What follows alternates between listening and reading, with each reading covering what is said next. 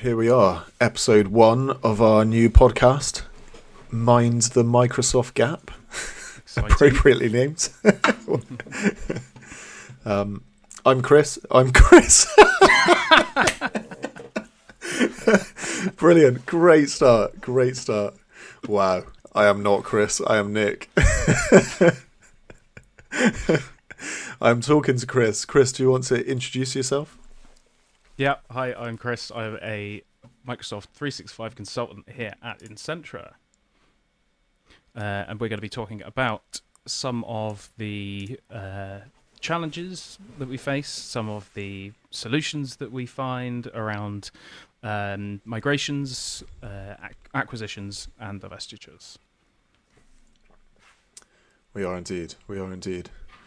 And our first episode has been named as well. So to go along with Microsoft, Mind the Microsoft Gap, we've decided to call this Mind the Madness, which is, as you said, migrations, acquisitions, and divestitures. So should we start off with an introduction of what migrations, acquisitions, and divestitures are? Yeah, I think so. So migrations, kind of pretty self-explanatory, really. So anything that involves moving data from one place to another. Sometimes that can take different forms, be it from an on-premise environment to the cloud, or from one cloud to another cloud. And then the different types of migrations that we usually see are often split between acquisitions, where a larger business has bought another business and they need to integrate them into their workplace. And then on the other side of that, sometimes businesses sell off some of their assets, such as businesses that they've taken on before, and then you need to carve out their specific data from a tenancy and move them into a new or back into their old tenancy. So those are the kind of high-level views around the procedures that take place around that, basically. Yeah. And the reason we're talking about this now is I think it's a really hot topic, isn't it? Over the past, past 3 or 4 years since I've been at Insentra, we've done loads. We've done so many of all the varieties, whether it's Microsoft to Microsoft, it might be on-prem to Microsoft 365, it might be Google to Microsoft 365, and your raft of other tenants, whether they're just kind of email hosting platforms such as Rackspace, as an example. Yeah, there's never so many one going on. No, exactly. Yeah, they genuinely are always going on, aren't they? And I think it's possibly an area that sometimes businesses don't necessarily overlook, but I think they might not realise the complexities behind it. And those that do, we sometimes do advisories for them first, don't we? So we'll have a whole project around running discovery and actually sitting down and talking with these clients around what can be done and what needs to be done, and before we actually go into a real migration project. Yeah, it's usually at the point where they've considered a lot of the business side of things, like the branding and the naming and how they're going to take on or divest the company, and then when it comes to this one part of it, which is the technology, that then spans out and becomes really complicated in itself and ties into all these other things. And there's always a level of, oh, we didn't consider that, or oh, that's actually going to take a little bit more work than we thought it would. And it's one of those things that if you haven't done it before, you've got no idea what to expect. I mean, you can say that about pretty much anything, but even if you have done it on a smaller scale, when you start getting into these large complex environments and people need to move out of them or into them, it really does become quite a complicated sequence of events that need to happen. And having done hundreds of them, we like to think that we're pretty well oiled in that procedure. Definitely, yeah. Like you say, it's almost make or break for the business when they run this migration, isn't it? There's kind of business continuity risks, so you need to make sure that there's no loss of access to critical business data. Email, as simple as it sounds, might be a huge important day-to-day factor in this business, and you need to make sure you can get that domain. If you're doing a domain cutover, you need to make sure that domain is cut over as quickly as possible, as quickly as we can physically do it. Yeah, sometimes the downtime is something, at least when I started doing these migrations, you just think, oh yeah, right, okay, we have to eject this domain and then we have to put it in and there's a bit of downtime. And the knock-on effect of that you realise over time of doing them is, sometimes that could mean thousands of people can't work, thousands of people can't access their what earns them money. So there's a big consideration around that. And a lot of the times that is the biggest part and sometimes the most challenging part of it as well. Is making sure that goes smoothly. Yeah. If you are doing a large migration, this company could lose out on millions in a day, potentially. There's also the security and compliance side of it that probably goes through people's minds, but might not necessarily know the ins and outs of it. So the potential of a security breach during this time is quite high. I think the organisation is quite vulnerable at this point. There's so many things going on that people can be flustered or willing to be socially engineered by the wrong people. So it's a time when people need to be more alert than anything. Yeah, it's definitely worth considering, especially with like phishing emails and stuff like that at the moment, of how advanced they are. What we try and usually say is, when we take on a project like this, is sure, we can help out with like the comms that you got to send to your users, but that needs to come from a trusted internal email address, rather than us sending it out and them being, they must be from the migration team, they know what's going on, because it could be anyone. So you would hope that through training and all the usual stuff that businesses are required to do around training about phishing and attacks and digital security and cyber security is report it. So they wouldn't get the information anyway if it's a correctly trained user. So yeah, that's a big part of it, or is communication, how you do it, getting those IT teams really involved early as well, and getting the adoption from the IT team first, so they understand the process, they're happy with it, they're confident that we're going to deliver it before it even touches the users, and then you can kind of cascade that knowledge down, run pilots, and just building that confidence and trust in the process as we go. That makes it the most successful outcome possible, rather than last minute, by the way, you're migrating everything, it's got to go here. They're not quite sure about what it's going to look like in the future. So what does the end state look like? What does your new environment look like? Because I'm sure there's always going to be some subtle changes that you might not have thought about, whether it's where are the links in my document that link to SharePoint or my OneDrive gone?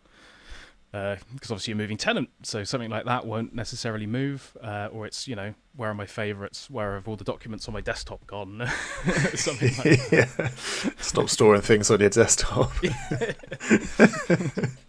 But those are the things that you can find out early through the correct communication and testing, and say, right, okay, we'll put in a OneDrive known folder move policy in to begin with that will back up your stuff, so you don't have to do it, and then we'll migrate it, and then it's there, and you're used to that. You've had some adoption already into the new way of working, rather than having to change 4, 5, 6, 7, 8, 9, 10 things at once on the cutover date, you start to adopt these changes as early as possible.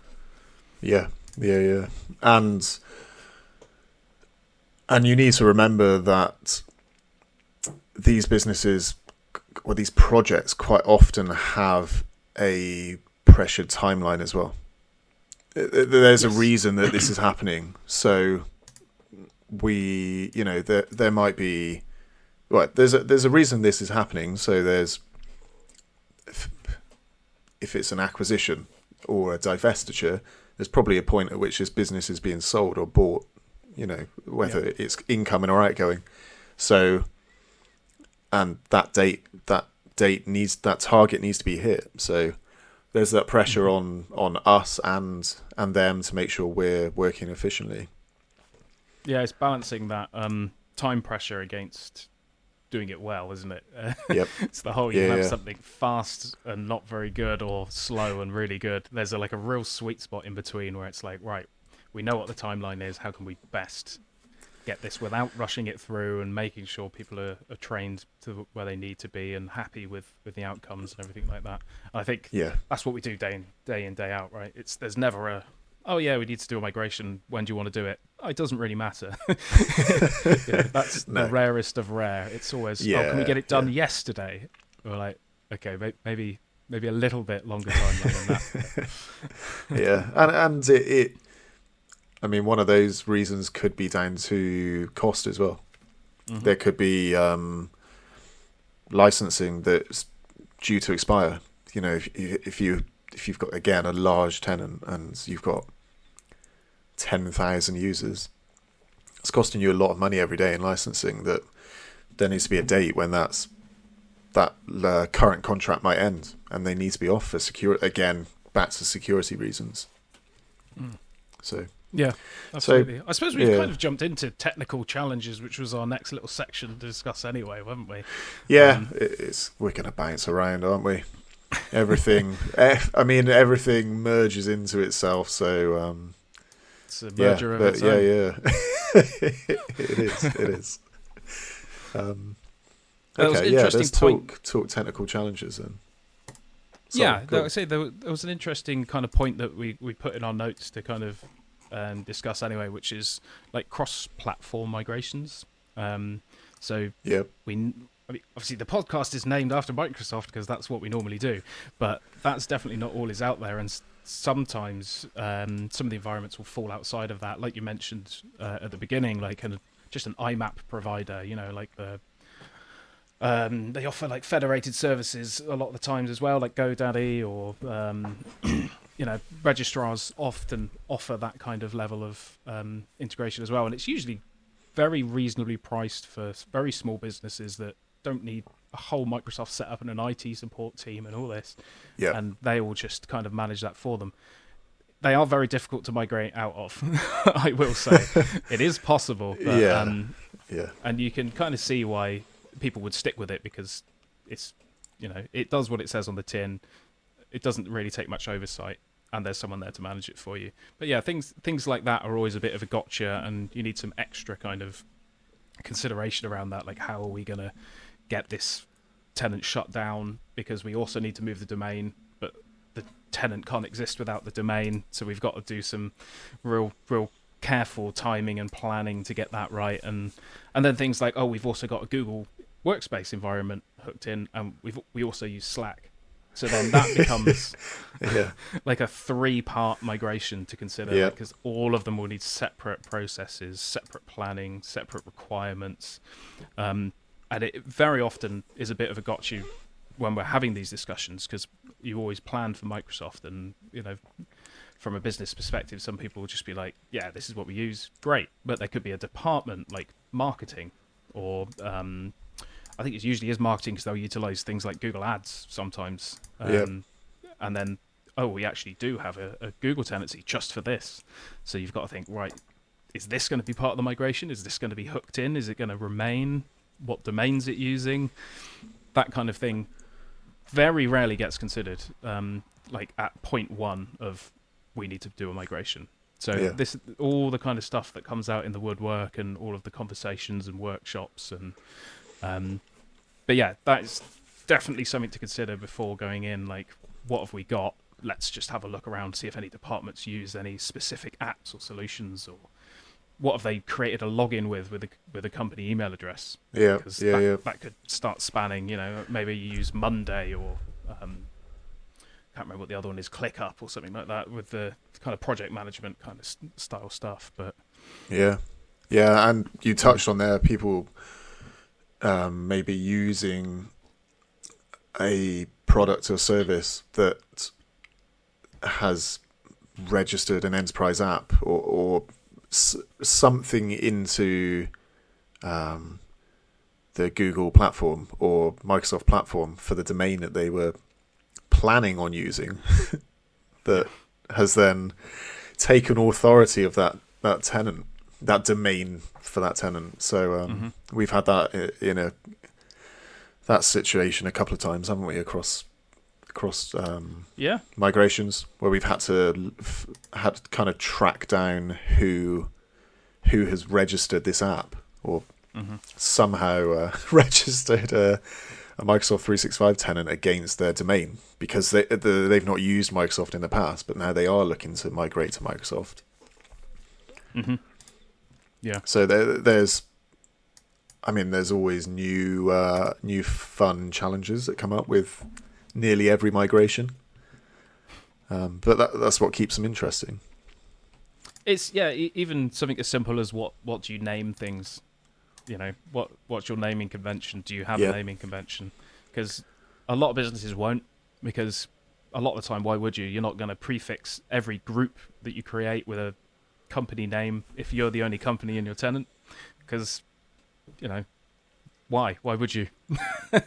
But then moving into a tenant with multiple identities in it, or multiple businesses that have been acquired, you might really want to think about how do you segregate this data, and how can you identify it should, for example, you ever need to divest from that.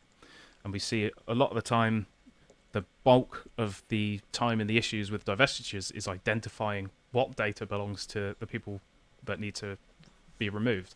And it's usually, it's always a business that needs to be removed. It's not like, we just need these 5 users moved out because they're going somewhere else. It's right, this business as a whole and all of its associated data needs to be taken away, and then we need to know what's been left and how to deal with that data.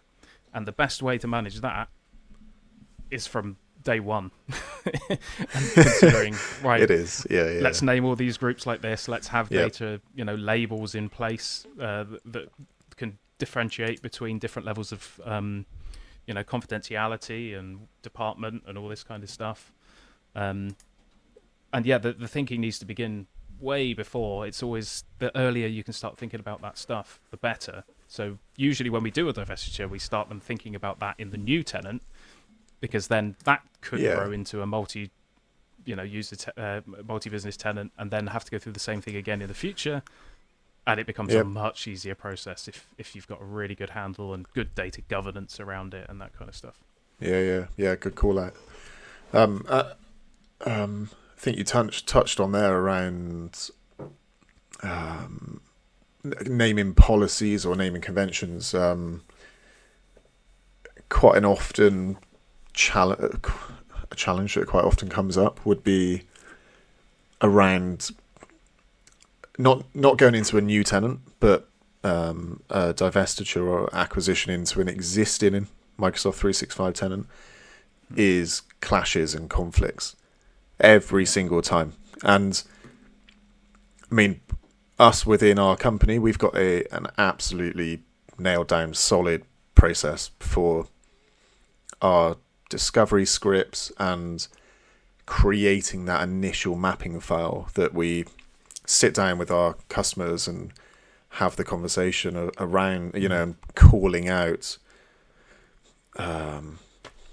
You've got marketing at whatever your domain is. Sales at marketing at. Yeah. And in your tenant that you're going into, you've also got marketing and sales and, so they might not necessarily, they're obviously on a different domain. because you've got the two different tenants. But when you start provisioning these user accounts or these mailboxes, the alias is probably in use. So initially, I suppose not just a non-technical person, but technical people as well, it was like, yeah, but that's on a different domain. We can use it. Yeah, but that domain's not in this tenant yet. So we need to pre-provision everything. Like our method is plan, isn't it? We do so much planning, and then we do a lot of preparing. By the time we move into an actual cutover of a migration, we front load our projects so much that we don't have that much to do at the cutover event, do we? We try. If we've done it well, then yes, absolutely. Yeah. It's almost a surprise sometimes where we're like, oh, that wasn't actually that stressful, because we've been through those 2 months or 3 weeks or however long of a roadmap we've got for it, just making sure we're as prepared as possible, and data's synced ahead of time, and everyone's in the right place, and several projects that we've had over this year and last year, it's involved people flying to other countries to do this on site at the same time. So it's like, right, margin for error is 0. Yep. And just that coordination and that just understanding between the partner and the customer that we work with and ourselves, it's just like, as soon as we get into that workflow of acting as one team rather than, oh no, we'll just send emails to each other and have the occasional meeting. No, we're all in a Teams chat together, like as if we're in the same business, same department. That's been transformative, and the clients that we work with in that way, we just have really good back and forward. Things get done. We're not going through email chains. It's just there and then on the day. Jump into a meeting straight away if you've got any problems. Talk it out. Yeah. 48 hours of no sleep, but a successful project at the end of it. Yeah. You wouldn't be able to get to sleep anyway sometimes. Thinking you wouldn't want to wake up. Carry on. So yeah.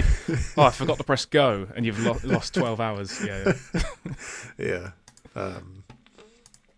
And even, I suppose, following on that process, when we've gone through those different phases and we actually do come to to D-Day and we're cutting over these domains, kicking off the final Delta migrations, of which we have, again, front-loaded as much as possible, 99% of what we can. Just jumping into the migration tools that we use. We use several tools for migrations, don't we, across the organisation, and they are also just getting better every day. There's always new features coming out, such as email,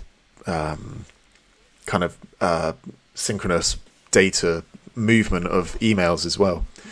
So previously, when you migrated a mailbox, you wouldn't want to migrate the previous 90 days, the most recent 90 days of their mailbox, until that cutover date.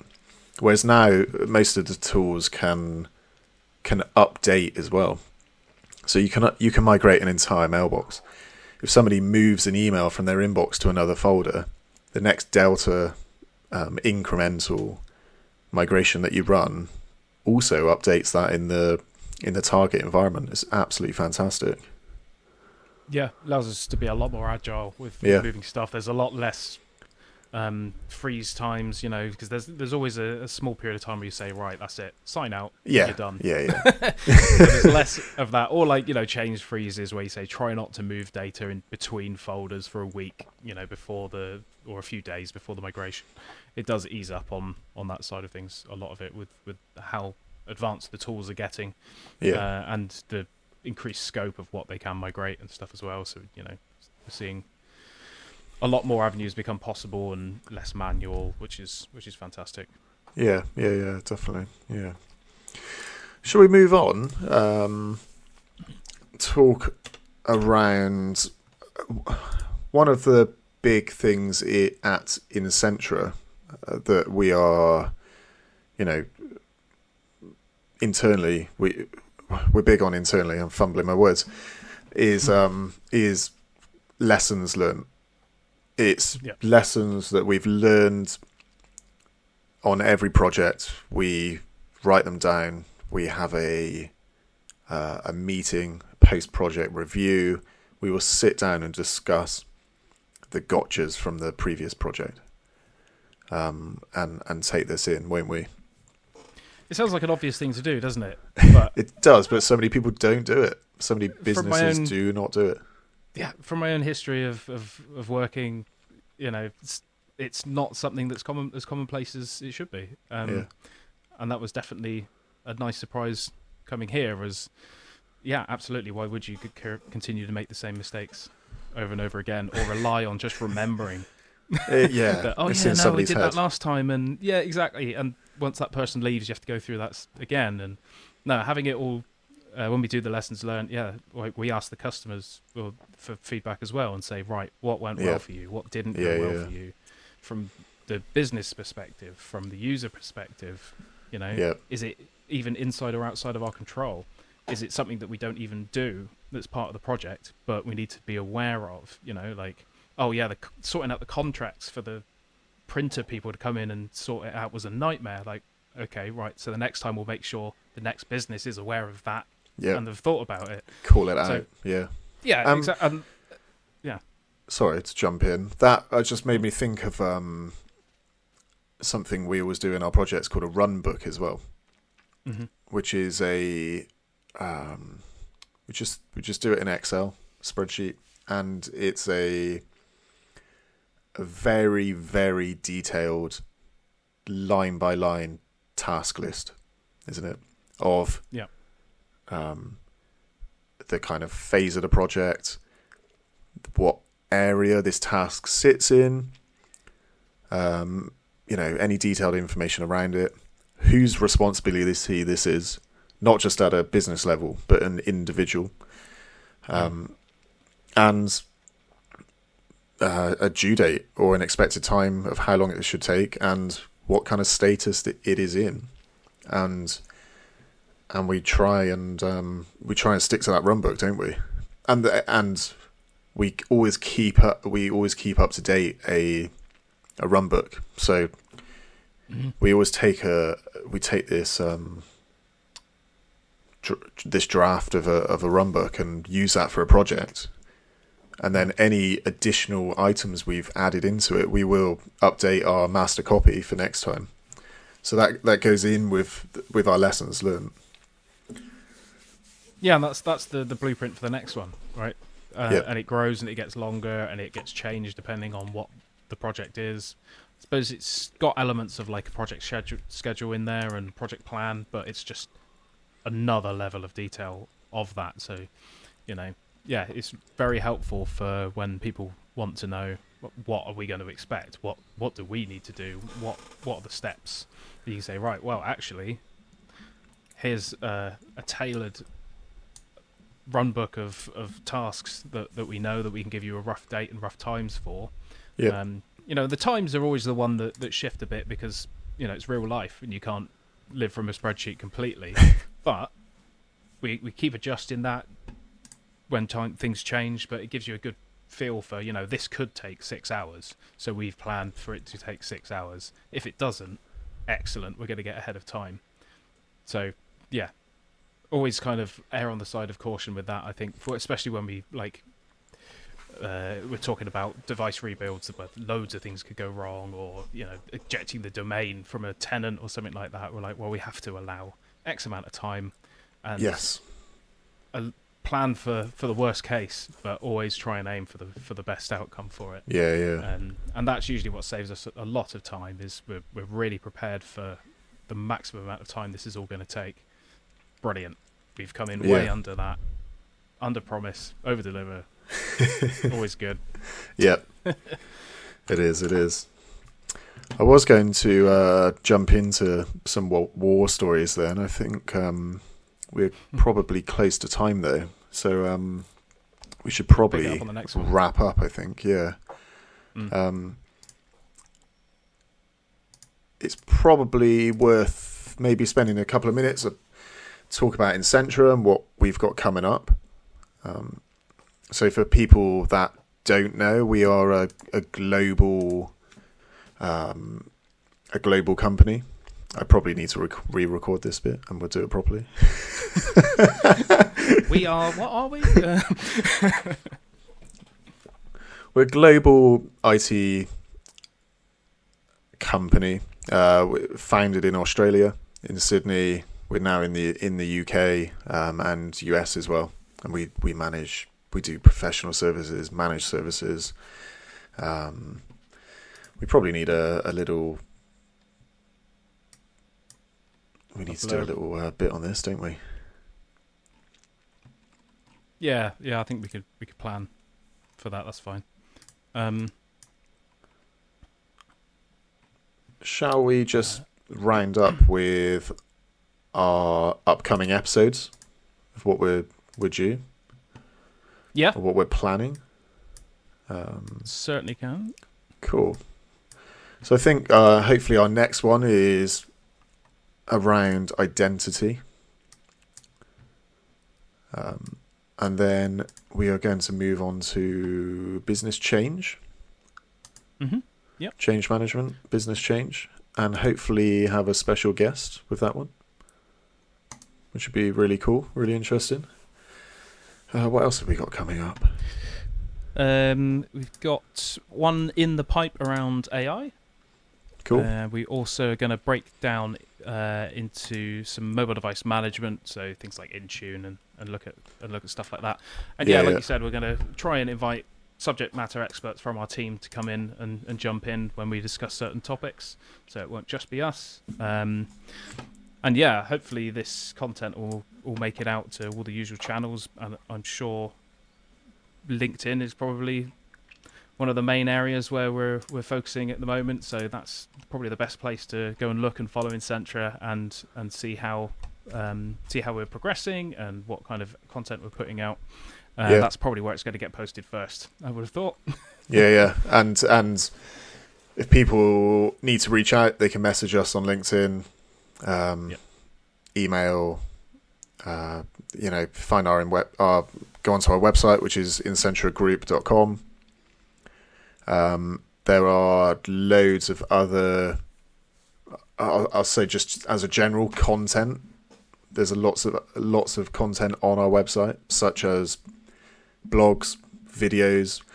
One that our colleague that I think you've been on, Chris, runs in the States from Buck, called Late Night Brew. Definitely worth a watch. Yeah. There's lots out there. But thank you for chatting. It's been really cool for our first episode. Yeah, looking forward to episode 2. Yeah, we'll be back with identity for Mind the Microsoft Gap. Brilliant. Thanks, everyone. See you soon.